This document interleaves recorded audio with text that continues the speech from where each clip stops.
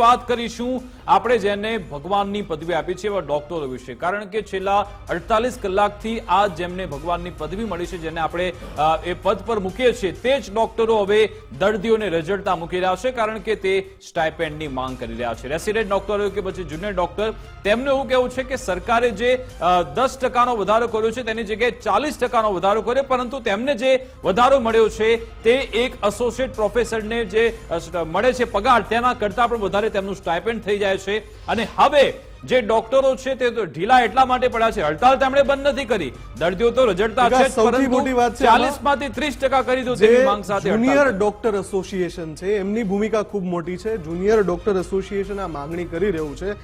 મુદ્દો એ છે કે તમે પહેલા 40%ની માંગ કરો છો, જ્યારે કે ડેટા સાથે રેકોર્ડ પર છે કે સૌથી વધારે સ્ટાઇપેન્ડ ગુજરાતમાં જુનિયર તબીબોને મળે છે, તો પછી તમે 40%ની માંગ કરો છો અને પછી બીજા દિવસે તમે એમ કહો છો કે ઠીક છે 30% કરી દો. એટલે તમે જે સ્તર પર કામગીરી કરો છો એ સ્તરની ગંભીરતા તમે સીધા બાનમાં લેવાનો જ પ્રયત્ન કરો છો. આ બાર્ગેનિંગ થઈ રહ્યું છે. 40% નહીં તો 30% કરી દો. અને એની પાછળ જે અવ્યવસ્થા સર્જાય છે, એક તો આપણા દેશમાં જે તબીબી ક્ષેત્રે જેટલા તબીબોની જરૂર છે એટલા છે જ નહીં, પહેલા તો પૂરતા છે જ નહીં તબીબો.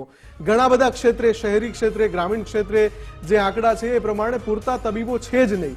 એટલે કે ઓછા તબીબોમાં જે રીતે દર્દીઓને હેન્ડલ કરવામાં આવતા હોય છે, આપણે જોઈએ છીએ, તસવીરો આપણે બતાવી છે ઘણી વાર, એવામાં પણ જો આ રીતે જુનિયર તબીબો હડતાળ પાડે અને આ રીતે હઠ કરે કે ભાઈ, અને 20% તો આપ્યો જ છે સરકારે વધારો, 20% આપ્યો છે, પછી તમે એમ કહો કે 40% કરી દો, જ્યારે ખુદ જે અધિકારી છે, જે તબીબી ક્ષેત્રના તમારા સંલગ્ન અધિકારી છે, એવું કહે છે કે જો એમને 40% વધારો આપવામાં આવે તો જે પ્રોફેસર કે જેમની અંદર આ જુનિયર તબીબો તૈયાર થયા છે, સેલરીડ પ્રોફેસર કે જે ટેક્સ ચૂકવે છે, એમની સેલરી કરતા સ્ટાઇપેન્ડ વધી જાય.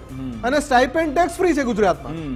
દિલ્હીમાં તમે, આપણે જે આંકડો સાવ નજીક છે, દિલ્હીમાં સ્ટાઇપેન્ડ સેલરી તરીકે ગણાય છે અને ત્યાં ટેક્સ ચૂકવવો પડે છે. એમાં અહીંયા ટેક્સ ફ્રી છે સ્ટાઇપેન્ડ. અને એમાં પણ આ રીતની માંગણી થઈ રહી છે. એટલે આ માંગણી ગેરવ્યાજબી છે. દરેક તબક્કેથી આ અવાજ ઉઠી રહ્યો છે કે આ રીતની માંગણી ન થવી જોઈએ.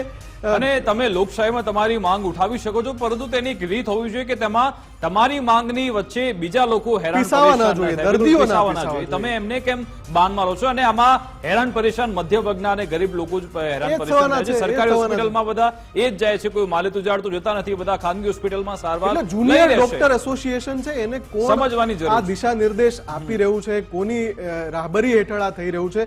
જુનિયર ડોક્ટર એસોસિએશનને કોઈએ સમજાવવા જોઈએ, એના જે પ્રતિનિધિઓ છે એમને સમજાવવા જોઈએ કે તમે આ રીતની માંગ કરો છો, એમાં દર્દીઓને જુઓ. તમે માંગણી ગમે તે કરો, ચલો તમે ન્યાયિક રીતે જે પણ માંગણી કરો, પણ દર્દીઓની તરફ જુઓ તમે, કેમ કે એમણે તમને ભગવાનનું બિરુદ આપ્યું છે, એ તમને ભગવાન માને છે.